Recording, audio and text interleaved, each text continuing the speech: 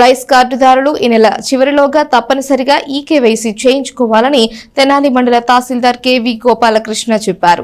ఇందుకు సంబంధించి డీలర్ల వద్ద గాని, వీఆర్ఓ వద్ద గాని, సచివాలయాల వీఆర్ఓ వద్ద గాని ఈకేవైసీ చేయించుకోవాలని ఆయన పేర్కొన్నారు.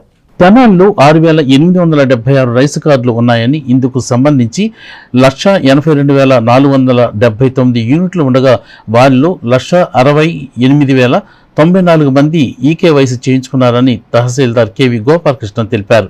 ఇంకా 14,385 మందికి ఈకేవైసీ చేయాల్సి ఉందని చెప్పారు. పౌర సరఫరాల శాఖ ఆదేశాల మేరకు మార్చి 31వ తేదీలోగా ఈకేవైసీ కంప్లీట్ చేయాలన్న నేపథ్యంలో రైస్ కార్డుదారులందరూ సంబంధిత డీలర్ల వద్ద గాని, బీఆర్ఓల వద్ద గాని ఈకేవైసీ చేయించుకోవాలని తహసీల్దార్ కెవి గోపాలకృష్ణ విజ్ఞప్తి చేశారు.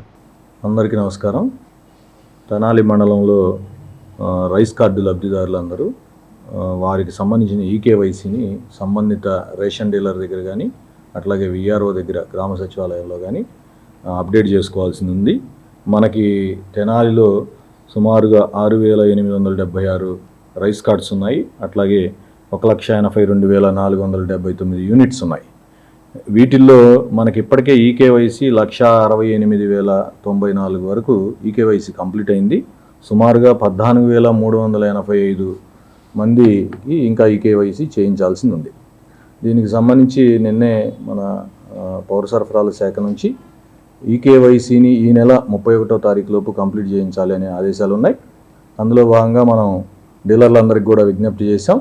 ఖచ్చితంగా ఈ కాలంలో 31 వరకు ఎఫ్పీ షాప్ దగ్గర అందుబాటులో ఉండాలని వీఆర్ఓలకు కూడా ఇప్పటికే ఇన్స్ట్రక్షన్స్ ఇచ్చాం. కార్డుదారు ఏ షాప్కి సంబంధించిన వ్యక్తి అయినా ఏ షాప్లో అయినా ఈకేవైసీ చేయించుకోవచ్చు.